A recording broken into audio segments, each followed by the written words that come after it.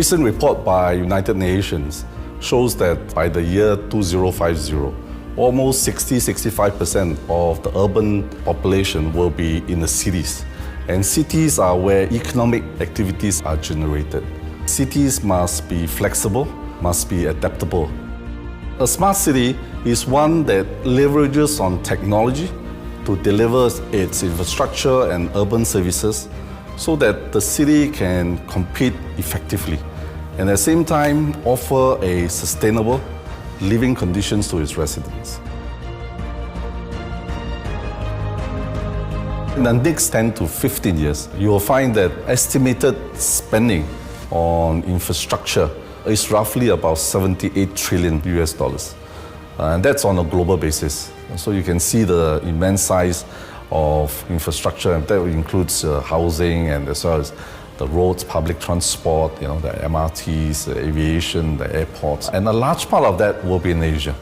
And in Asia, the biggest consumer of that will be China. That's because China with the population. And second, of course, will be India. The city in India that we completed in 2016 is Andhra Pradesh. It's about 8,000 square kilometers. That's about 10 times the size of Singapore. And we use our new master planning tools to design the city so that in future, the city can be smart in using new technology to manage some of its infrastructure services. So I think in the next 10 to 15 years, you will see Asia having probably one of the best cities in the world. And also on a global basis, you will find that cities in Africa, for example, Johannesburg in South Africa, you will find that in Tanzania, in Kenya, where there will be very strong proponents and criteria to develop smart cities. An area of new technology that will change the facade in which we operate is what we call the building information modeling, where designers and engineers will then be able to use digital technology to design buildings, run simulations. The other one is, of course, to use new technology to do urban planning. So we have invested in Flux, which can use an algorithm that designs computer chips, for example, to now design buildings to be able to maximize the use of any particular site and make sure that they are within the certain conditions.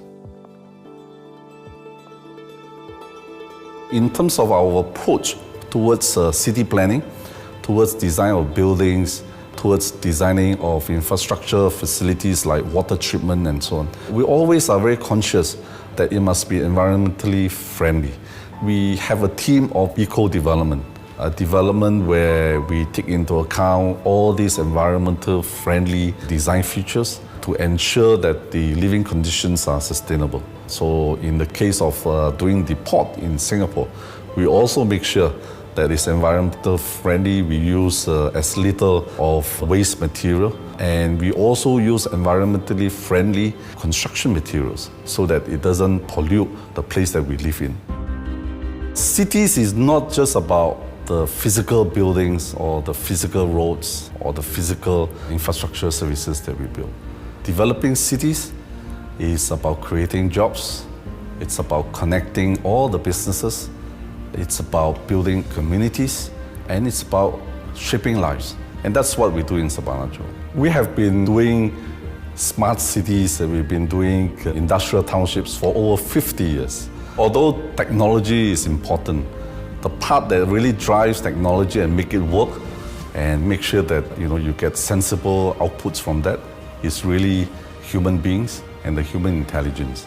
So to make technology work for you, you need the brain power behind it to be able to exploit that technological advancement.